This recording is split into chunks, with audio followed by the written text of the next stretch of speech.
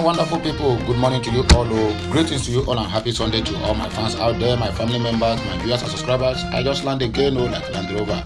I beg you, before we proceed with other frivolities and normalities and toko, make on hear this breaking line. How can you ask Turumbu to release Kanu when you have not addressed IPOP victims?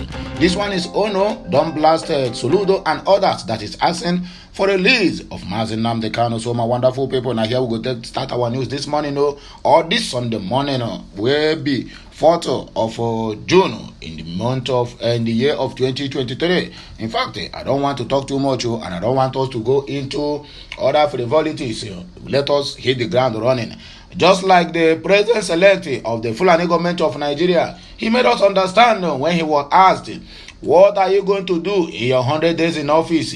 He first tell us, say, he will hit the ground running.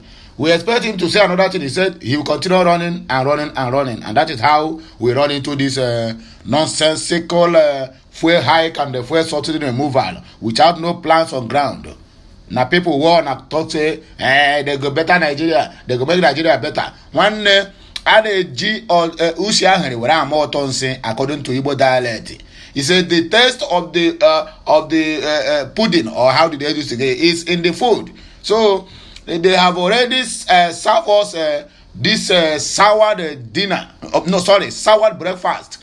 Very early, just barely 2 to 3 days. We say, okay, you don't manage bribe and pay your way off to become the president of the Federal Republic of Nigeria. There's no doubt about it, and we cannot say no to that. So despite the fact that we still have cases in a tribunal, but make you just keep on holding this mandate. If the court finally decides that you are the one that's going to lead Nigeria in the next 4 years or 8 years, then so be it. Then the only thing you can give Nigeria is what? Is to tell them that they are yet to see the worst of APC administration. It is so painful. It is so painful that the poor in our society is not being taken care of. It's only the rich ones that are out there enjoying themselves. Most of them in this fuel scarcity or whatever it's being called, or fuel hike or fuel subsidy removal, most of them are not in the country. They have traveled out to other countries where things are working normally. Nigeria, on our way down. Nigeria, I heard thee. Sorrow, agony and the pain. May we continue with our news, my dear brothers. Please, make one and not mind me this morning. Touching your seatbelt too. And if you never subscribe to my channel, please, this is the right time for you to do that. Share, comment, like, and also do what? And also do other things, other frivolities that make lives meaningful. Let us hit the ground running according to Agbado, presidential candidate of APC. Former spokesman of the Tinubu-Shettima Presidential Campaign Council in the Southeast, Dr. Joseph Ono, has blamed the continuous detention of the leader of the indigenous people of Biafra, IPOB, Nnamdi Kanu, on the Southeast leaders. Yes.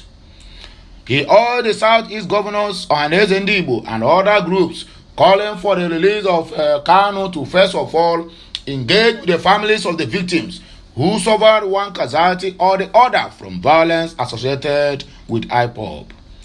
Nigerian report that governors Chukwuma Soludo Mba for Anambra State, Peter Mba Enugu State, and the new President General of Ohaneze Ndigbo, Chief Emmanuel Iwanyanwu, among other politicians, have demanded the release of Mazi Nnamdi Kanu. Reacting, Ono argued that it was unrealistic to keep demanding for the release of the embattled leader from the President Tinubu while ignoring the victims of Kanu's lethal force. He insisted that it would only be fair to set up a commission to look into the matters involved with the criminal elements associated with IPOBs. Ono said that the Southeast leaders have continually suffered from the willful amnesia by denying the dangers posed by IPOB activities in their region. IPOB have never done anything to warrant you using this word. Let me correct this impression. You say your name is Joseph Ono or whatever. I know you are working for APC. This is among the saboteurs we have in our land. the issue of the victims of IPOB. You are going to talk the victims of IPOB. When you mentioned it earlier, I thought you are saying about the people who have been murdered in broad daylight by security personnel in Nigeria, by the Nigerian military or Fulani military foot soldiers called army. I don't even know you are talking about IPOB, what they have done. IPOB have not done anything in the southeastern region. Let me correct you. You are an old man, but you talk like somebody who don't have a brain. How can you come out and begin to tell us that you need to address the outcome of IPOB? Have IPOB done anything? Have IPOB come out and engage in any physical fight? Have IPOB now turned to be what do they call it? To be a Boko Haram who will come out and take a responsibility of anything that happens, both the Kaduna train attack, other activities at the airport, and the rest of them. You came out now, instead of you to hit the nail on the head, you try to run up and down because APC have paid you to come and say this, because that is exactly what they keep doing to sabotage the movement of Biafra. I am very, very ashamed of you, Joseph Onu. He noted that President Tinubu is a freedom fighter who engaged in conventional methods to negotiate democracy in Nigeria and will not be less concerned in any freedom negotiation that upholds the tenets of the rule of law and engagement. He insisted that the Southeast leaders ought to apologize for IPOB deeds before demanding the release of Kano. Anyway, let me not use a derogatory word. But Ugu lo magbaye. Amadioha go visit you and your entire generation. Sold slaves in their own country. They have sold themselves as slaves to the Fulani Caliphate. He said even IPOB had come out to claim their non-involvement in some of these dastardly acts and have volunteered to work with the government and security agencies to fish out the criminal elements that have hijacked their organization. But the immediate past governors of the Southeast refused to engage them. In fact, they were enjoying the mayhem and sit at home. They played the role of victims more than the affected, showed no support for the security agencies nor the safety of the indigenous, visitors and residents of their states. Rather, they protected themselves in their respective government houses while others were killed by the criminal elements, including men and women of our security agencies. What did we say to the family of Dr. Chike Akunyele, who was savagely murdered in the open street, Joe Ibokwe, whose house was burnt, attack on Senator Ifeanyi Uba that resulted in the death of his security aides, attack on former Governor Ikedon Hakim of Imo State, staff of the American Embassy who were recently murdered in Anambra State, just to mention but a few.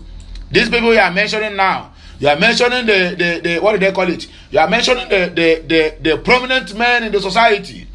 You have forgot or even denied to mention the poor ones who the Nigerian government have been killing, who the Fulani headers. Look at the Amufu incident. You didn't say anything about it because people that it happened there does not matter.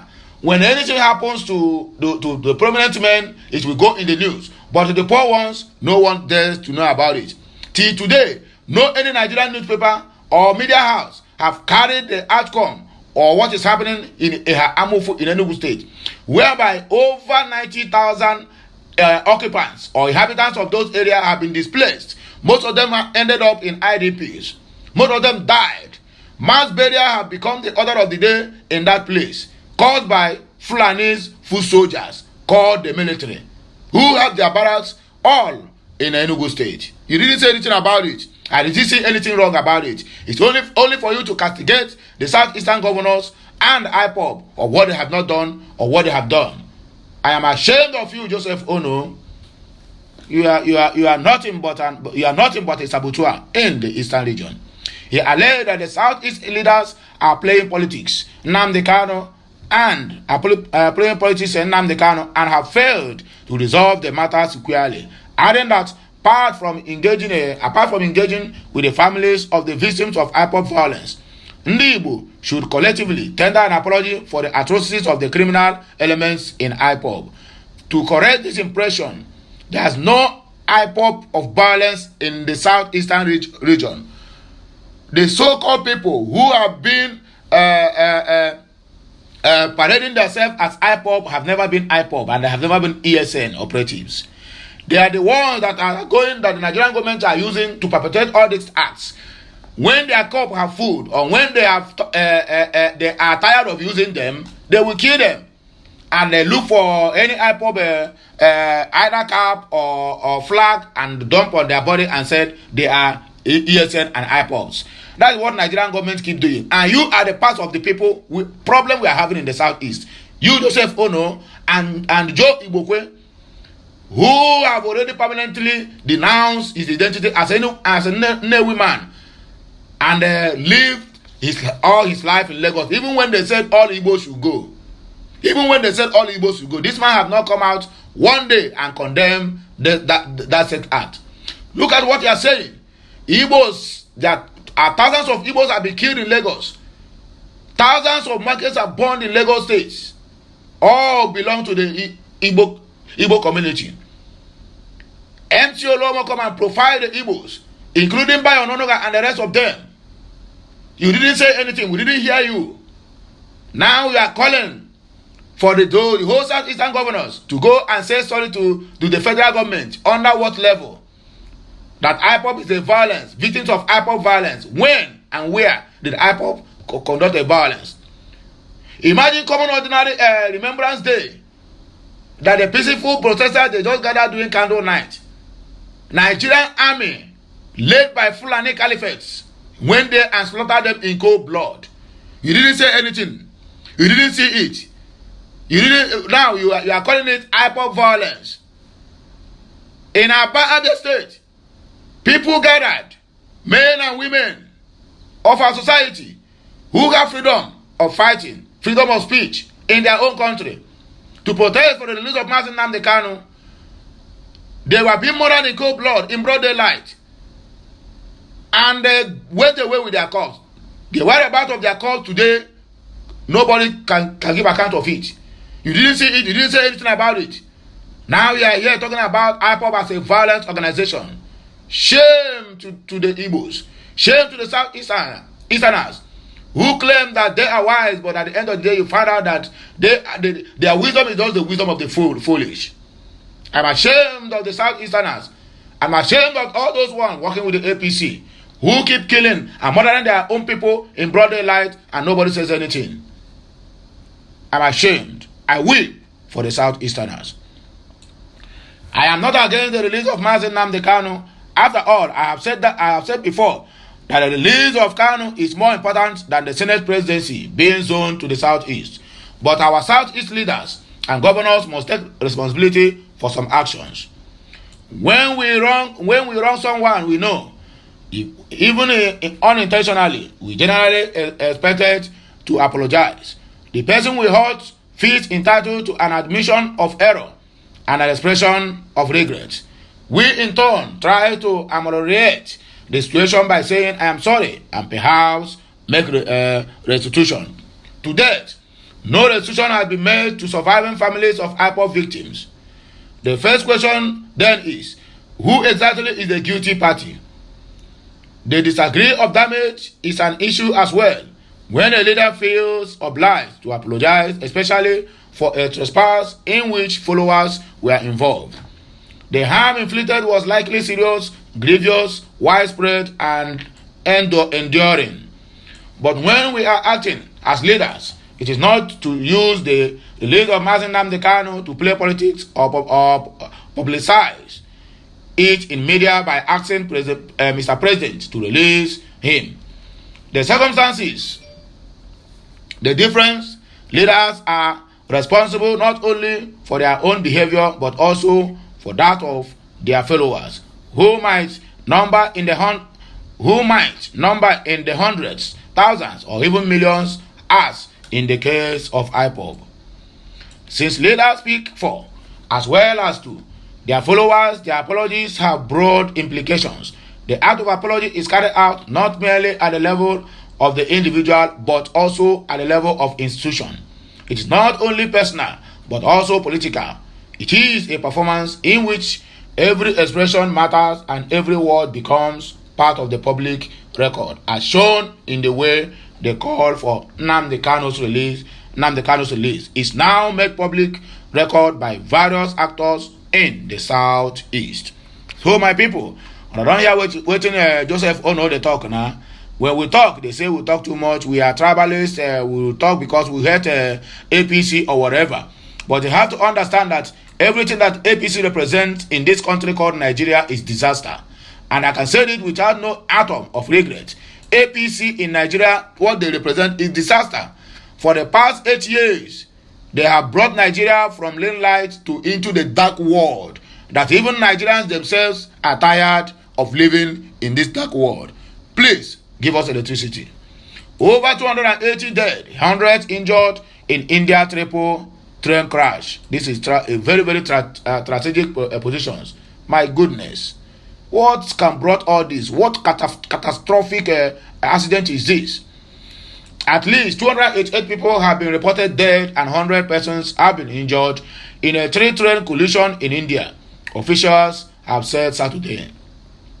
Wreckage debris was piled high at the crash site near Balasore in the eastern state of Odisha, where some carriages have been tossed far from the trucks and others flipped over entirely. Small train compartments were torn open in the impact late on Friday, leaving blood-stained holes in their sides. A survivor of the said incident, Arjun Das, told a Bengali television channel that he heard a thundering sound, then saw people falling from the upper berths. He said, people were screaming, shouting for help. There were injured lying everywhere, inside coaches and along the tracks. I want to forget the scenes. It is horrible. The disaster began when an express train running north from India's tech hub Bangalore to Kolkata derailed, falling onto the adjacent sound-bound track. Minutes later, the Coromandel Express heading from Kolkata to Chennai smashed into the wreckage. Some of its coaches also colliding with a goods train parked nearby. Another victim, Anubi Das, who was in the last carriage of the second train, said he heard scratching, horrifying sounds coming from a distance. His coach stayed upright and he jumped out unhurt after it ground to a halt. I saw bloodied skins, mangled bodies, and one man with a severed arm being desperately helped by his injured son. The 27-year-old told AFP, I lost count of the bodies before leaving the site. I now feel almost guilty for not helping them. This is too bad, I guess. Rescue workers search for survivors trapped in the mango wreckage Saturday, with scores of bodies laid out under white sheets beside the tracks. Sahush Isarangai, Director General of Odisha Fire Service, said the death toll stood at 288 but was expected to go higher, potentially approaching 380. Many people who have been rushed to hospitals are succumbing there, and we are still taking out the dead bodies. The rescue work is still ongoing here, as there are some bodies under the bogies, and teams are trying to leave them to get them out, he said. This is too strategic. What is the offense of these people? Simply because they boarded a train. 10 Nigerians, what is in the book? Sheikh Usani challenges Tinubu to tell us what is in the transition they handed over to him. Former Kaduna Central lawmaker Senator Sheikh Usani has challenged President Bola Ahmed Tinubu to reveal the status of the country to Nigerians as contained in the handover books gotten from the administration of President Muhammadu Buhari. Till now, we haven't had anything, whether the country is in a good shape or is in a bad shape. But according to the headlines I'm seeing this morning, he said that Buhari hand over, what do they call it? He hand over a liability to him, according to the word they used. He hand over a liability to him. The same Buhari you said he did well. The same Buhari you said you sold to us. The same Buhari, he said he will build on his trajectory. Let us continue with that trajectory because Nigerians must witness the outcome of this very APC government. According to Sani, it is wrong for Tinubu to want Nigerians to make sacrifices for the country without knowing the details of the current situation of things in the country. Yes, of course, because starting with this subsidy removal and fuel hike is not a good one at all. We are waiting for you to get things done. It is how many days now? We have entered into a new week. Till now, nothing has been said or done. According to Sani, it is wrong for that. Okay. Taking to his Twitter account on Saturday, the former Kaduna lawmaker said Nigerians need to know the truth about what the Tinubu administration inherited from the outgone Buhari government. Of course, he wrote, the Tinubu government must set aside party solidarity and tell the country the truth about what they inherited as contained in the handover book. It is unfair to ask the poor masses to make sacrifices without knowing the details of what happened under the last administration. I agree with you, my dear. You have spoken well. Nigeria recalls one of the major takeaways from the inaugural speech by President Tinubu is the decision by his administration to implement the first subsidy removal, which is not, it's not too bad, sha. Following his statement on Monday regarding first subsidy removal, the price of petrol in Nigeria has skyrocketed beyond the reach of the average citizen and has also brought about sharp increase in the price of transportations as well as other commodities including foodstuffs. No be Nigeria we dey, na Nigeria we dey. And last, everybody must chop breakfast or collect update. Step down your quest to overturn Tinubu's victory. Labour Party faction fires P2B and warns NLC and TUC. WAHALA no dey finish. This one is Nigeria Labour Congress president and this one is TUC president. Case in the court. P2B is not calling for protest. P2B is not calling for illegal removal of president-elect. He only went there, and even the president-elect have already said he is happy that the APC and Labour went to court to seek justice. It is good for that. Instead of them to result on going to the street to protest for their mandate, they said alleged stolen mandate, according to the English they always use. They dismissed former National Publicity Secretary of the Labour Party, Abayomi Arabambi, now part of them, now part of the paid factions of that same Apapa lead faction, or Apapa lead Labour Party faction, has asked the party's presidential candidate P2B to stop his quest to overturn the outcome of the February 25th presidential election at the Presidential Election Petition Tribunal. Arabambi, a member of Lamidi Apapa lead faction, noted that P2B is wasting the court's time. Addressing journalists on Friday, the factional spokesperson said the call became necessary following the event that happened in the tribunal on Thursday, where the court stepped down hearing the petition filed by Obi and the Labour Party against the election of President Bola Tinubu. He said, we have followed with keen interest the shameful developments and approach by the so-called legal team assembled by P2B challenging the outcome of the February 25th presidential election by the Independent National Electoral Commission (INEC), and we have, like many Nigerians, come to the conclusion that Obi is not only taking Nigerians for a ride, but would continue to waste the hard-earned resource donated by Nigerians for his purpose to even enrich himself the more. Obi attempt to create the sense of thinking of Nigerians by tricking obtaining money from them to fund the court processes, making them believe that there is not something for him at the end of the day must stop now.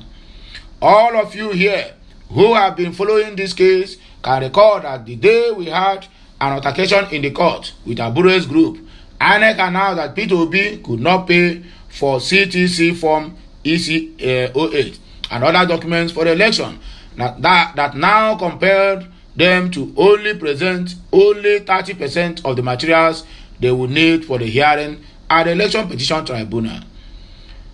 How would any right-thinking person go to an election tribunal with only 30% of your documents where not of all them would be accepted or agreed to be tendered by the other political parties.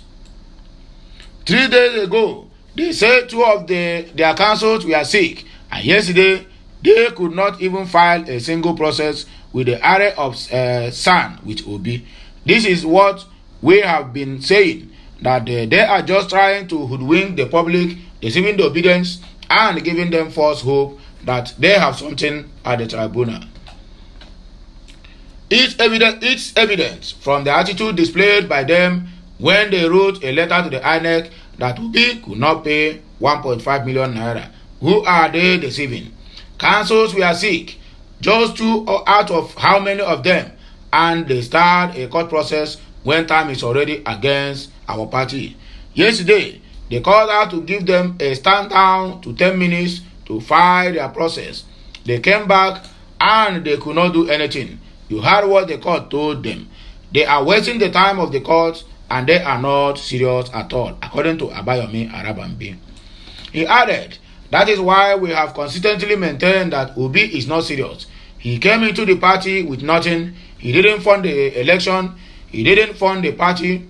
And he didn't do anything for the party. He only came to mess up the entire process and to deceive Nigerians that he has something to offer to them.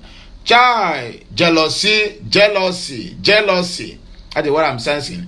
Look at this small Arabambi talking to P2B. Can you be able to stand in front of P2B's daughter or son to make this kind of statement? They will slap the living daylight out of you. And they will slap the living daylight out of you.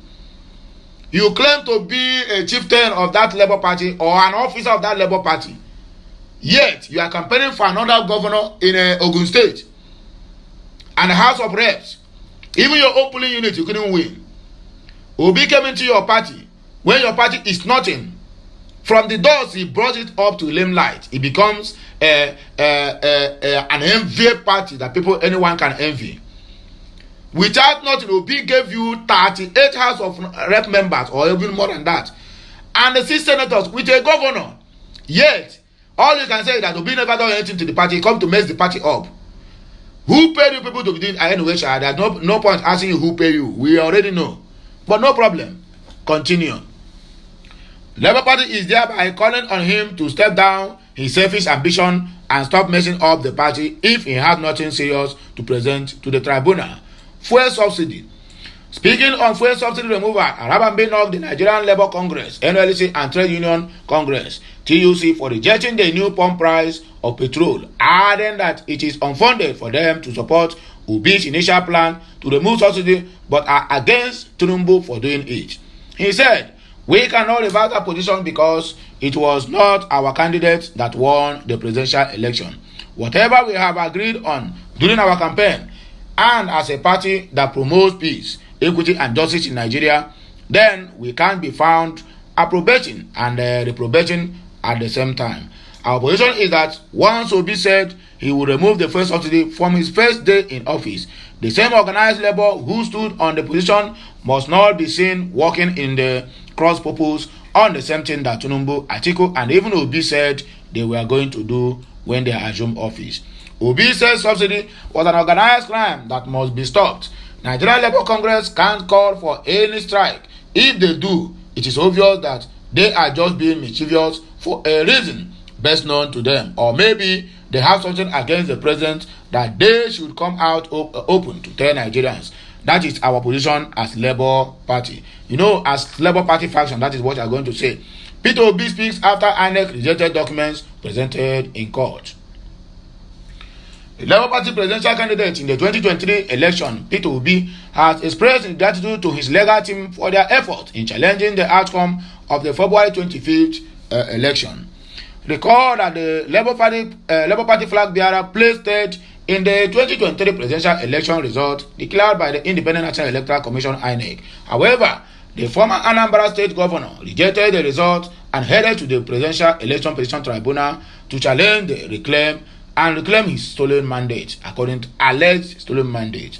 However, on Friday, INEC rejected some documents tendered before the tribunal by the Labour Party and presidential candidates in their suit challenging the victory of President Bola Tinubu. The petition presented certified true copies of election results contained in Form ECHAS from 6 states of the Federation in support of their petition. In their joint petition marked CA/PEPC/03/2023, Obi and his party are contending that President Tinubu was not the valid winner of the 25 February presidential election in Nigeria. When proceeding resumes, the petitioners tendered further election results in 6 other states, including Adamawa, Bayelsa, Oyo, Edo, Lagos, and Akwa Ibom, apart from others presented on Thursday. However, the counsel to the INEC, Kemi Penhero-San, opposed the admissibility of the additional result from Rivers State, which it said were strange. Are you strange? Everything that is open to every Dick and Harry to know. The lawyer, however, told the court that the commission would advance reasons why it opposed the admissibility of the results in its final written address. But after his initial submission, Penhero went ahead to tell the court that INEC objected to the tendering of the election result sheets because the petitioners went beyond the areas where the election was being disputed. What is your business there?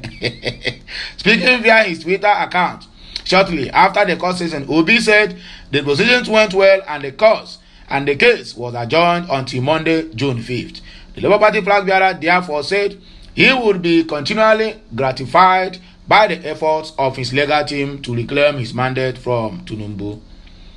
And he wrote, "As usual today, I attended the Presidential Election Petition Tribunal at the Court of Appeal in Abuja. Today's proceedings went well, and at the end, the case was adjourned until Monday, 5th of June 2023. I continually gratified by the efforts of our legal team." This one is coming from the Gringoli, Peter Obi of Labour Party. So my wonderful people, it be like saying here we go take back our kaya, make on enjoy on a day as you use this one to step down this Sunday. I'll be right back with another blockbuster. Have a nice day. Bye for now. Que Messiano.